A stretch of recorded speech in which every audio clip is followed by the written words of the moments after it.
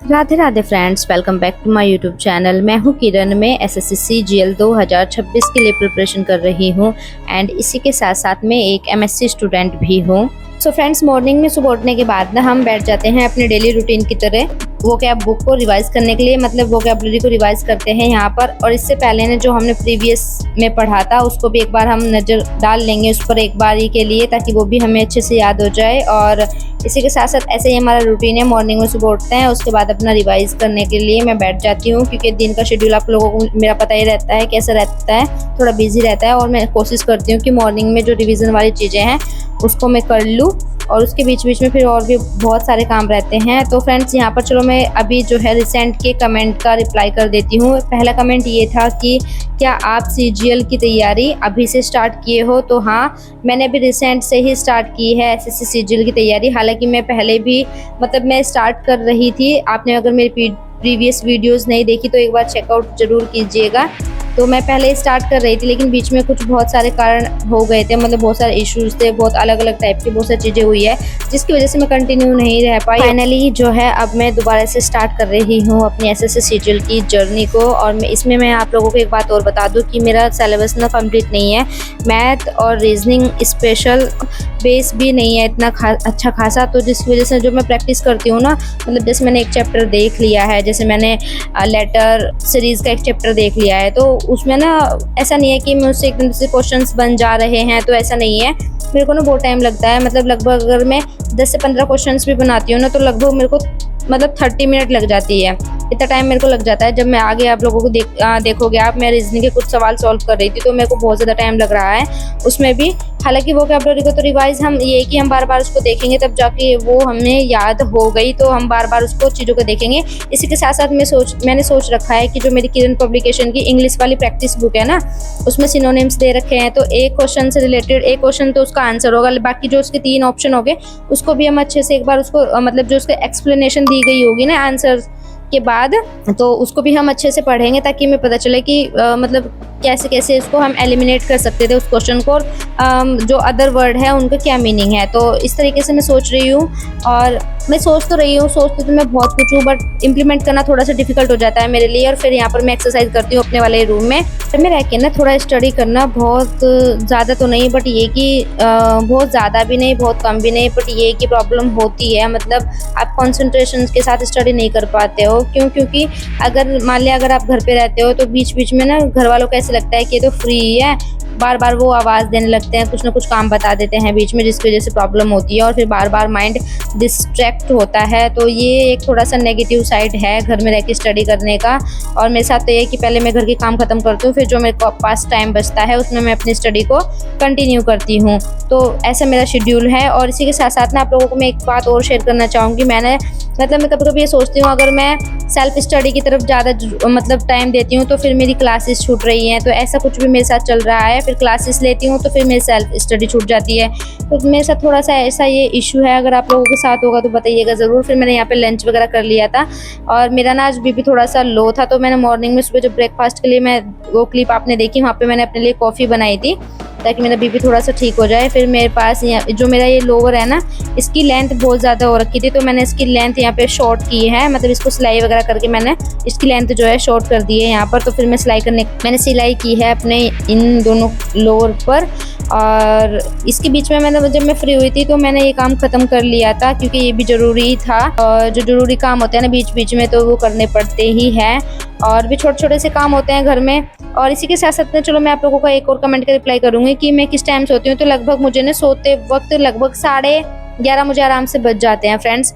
और ये यहाँ पर है कसार, जो आटा होता है ना, गेहूं का आटा होता है, उसको भून करके रखते हैं ना हम, और उसमें शक्कर डाल लो या चीनी डाल लो, प्लस में आप ड्राई फ्रूट्स भी डाल सकते हो, तो काफ़ी अच्छा लगता है ये। जब पूर्णिमा होती है ना, आप लोगों को पता होगा कि जैसे बुध पूर्णिमा होगी, या फिर महीने में 2 बार आती है ना, अमावस भी और पूर्णिमा भी। तो जैसे पूर्णिमा होगी तो मेरी मम्मी का फास्ट था अभी जो पूर्णिमा गई है, तो मम्मी ने कसार बनाया था तो फिर मैंने वही खाया और मेरे को अच्छा लगता है। बीच बीच में ना मेरे को क्रेविंग्स होती है, कुछ ना कुछ चाहिए मेरे को खाने के लिए, बट मेरे पास इतना मटेरियल अवेलेबल नहीं रहता है। तो यहाँ पर जो है मैं स्पेलिंग वाला जो चैप्टर है उसकी यहाँ पर MCQs की प्रैक्टिस कर रही हूँ, मतलब स्पेलिंग्स देख रही हूँ कि किस किस स्पेलिंग्स में क्या एरर है, क्या मिस्टेक्स है, कैसे हेर फेर किया हुआ है। तो यहाँ पर मैं वही काम कर रही थी।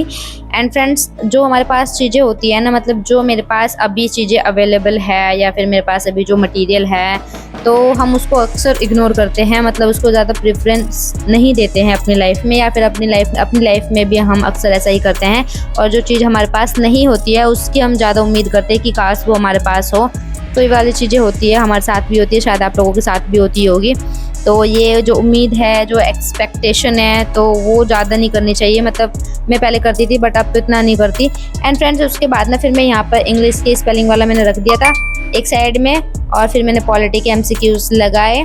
मैंने लगभग 10 ही लगा पा रही हूँ, ज़्यादा नहीं, क्योंकि बहुत थ्योरेटिकल है इसमें ना। जो संविधान के जो अलग अलग पार्ट है, कितने पार्ट है, फिर उन पार्ट्स के अंदर भी अलग अलग आर्टिकल है, मतलब अनुच्छेद है, और किस अनुच्छेद में क्या चीज़ें हैं मतलब दी गई है, किस अनुच्छेद में क्या उल्लेख किया गया है। तो बहुत सारी चीज़ें हैं, तो आराम से मैं इसको कर रही हूँ। फिर मैं रीजनिंग के लिए यहाँ बैठती हूँ। फिर मैं ये जो लेटर सीरीज़ है, ये वाला चैप्टर है, मैंने विक्रमजीत सर का मैंने ये लेक्चर देख लिया था लेटर सीरीज़ का, और उसके बाद फिर मैं क्वेश्चंस करने की प्रैक्टिस कर रही हूँ खुद से ही। तो इस वाले में मैं बोल रही थी आप लोगों को कि मेरे को बहुत ज़्यादा टाइम लग रहा है, क्योंकि मैं फर्स्ट टाइम सॉल्व कर रही हूँ, तो ऑब्वियस सी बात है कि टाइम तो लगेगा ही, एक ना एक दिन तो मेरे को टाइम लगेगा इनिशियल स्टेज में। फिर धीरे धीरे जैसे जैसे मैं प्रैक्टिस करती रहूँगी, फिर वो टाइम धीरे धीरे रिड्यूस होके कम हो जाएगा। तो बस वही चीज़ें हैं। मैंने लगभग यहाँ पर कुछ क्वेश्चंस मैंने पहले किए हुए थे, जैसे 9 क्वेश्चन मैंने पहले किए हुए थे, फिर मैंने इसमें 20 तक किए हैं आज, और इसमें मेरे को बहुत टाइम लग गया था, लगभग मेरे को आधा घंटा इसमें लग गया था। और बीच बीच में मैं ये भी देख रही थी इसके एक्सप्लेनेशन में कि इसमें कौन सी सीरीज़ चल रही है, जैसे +1 चल रही है या +8 चल रही है, जैसे +9 चल रही है, -9 चल रही है। तो वो सब चीज़ें मैं यहाँ पर देख रही थी। तो फ्रेंड्स, मैं यही सोच रही हूँ कि अगर मैं ज़्यादातर सेल्फ स्टडी की तरफ जा रही हूँ तो मेरी क्लासेस नहीं हो पा रही है। मेरा परसेंटेज का चैप्टर ही मैथ का नहीं हो पा रहा है। मैं सोचती हूँ रोज़ कि उसको करूँ, नहीं हो पाता, वो कुछ ना कुछ प्रॉब्लम हो जाती है फिर बीच बीच में ही, और फिर मैं मतलब हो नहीं रहा है, पता नहीं क्या हो गया, मेरे को नज़र लग गई, क्या हो गया मुझे समझ नहीं आ रहा। मैं इसको ठीक करूँगी और जल्दी ही करने की कोशिश करूँगी। मैं कब से आप लोगों के साथ बोल रही हूँ, मतलब आप लोगों को बोल रही कि मैं मैथ कंटिन्यू करूँगी। इसका मुझे बहुत ज़्यादा अंदर से भी बहुत बुरा लगता है मेरे को कि मैं नहीं कर पा रही हूँ। उसको मैं जल्दी ही कंप्लीट करूँगी। मैं सोची इस वीक में ख़त्म कर दूँ कैसे भी करके, मैं शायद इसमें थोड़ा अपना कम टाइम दूँ। और जबकि मेरा इंग्लिश में अभी भी आप मैंने आप लोगों को बोला था कि सिनोनिम्स और OWS और क्या बचा मेरा फ्रेजल वर्ब, वो मैं किरण पब्लिकेशन की प्रैक्टिस बुक से ही करूँगी। लगभग मैं सोचूं कि चाहे मैं 5 या 10 ही करूँ, पर एक बार उसको देखूँ, उसको अपनी आंखों के सामने से निकालूँ ताकि वो मेरे को याद हो जाए।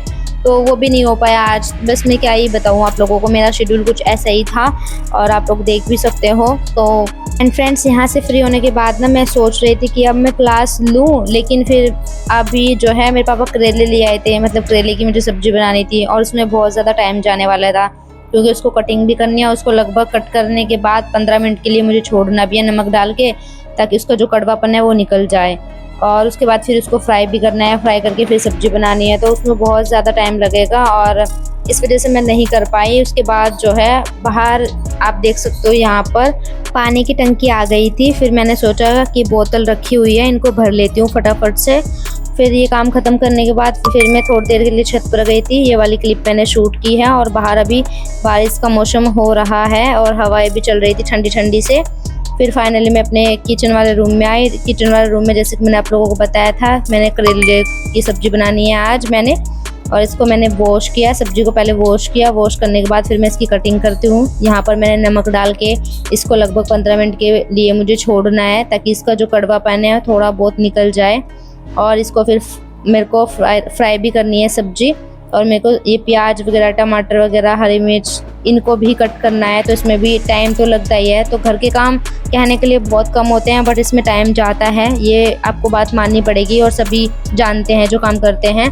फिर मैंने यहाँ पे प्याज कट किए हैं जैसे कि आप लोग देख रहे हो, और यहाँ पर जो है सब सामान रेडी होने के बाद ये कुछ इस प्रकार से रखा हुआ था। फिर मैंने कढ़ाई में तेल गरम करने के लिए यहाँ पे रख दिया था। फिर मैंने वॉश करने के बाद इनको करेले को मैंने वॉश किया, करेले की सब्जी को। उसके बाद फिर मैंने उसको फ्राई करने के बाद फिर सब्जी बनाई। एंड सब्जी वगैरह बनाने के बाद फिर मैंने आटा लगाया, मतलब आटा गूंद के रख दिया था। फिर मैंने रोटी बनानी यहाँ पर स्टार्ट कर दी है।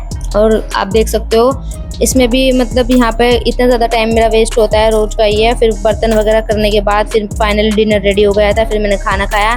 तो फ्रेंड्स आज के इस व्लॉग में छोटे से इतना ही, मिलते हैं फिर नेक्स्ट व्लॉग में। तब तक के लिए bye bye and take care.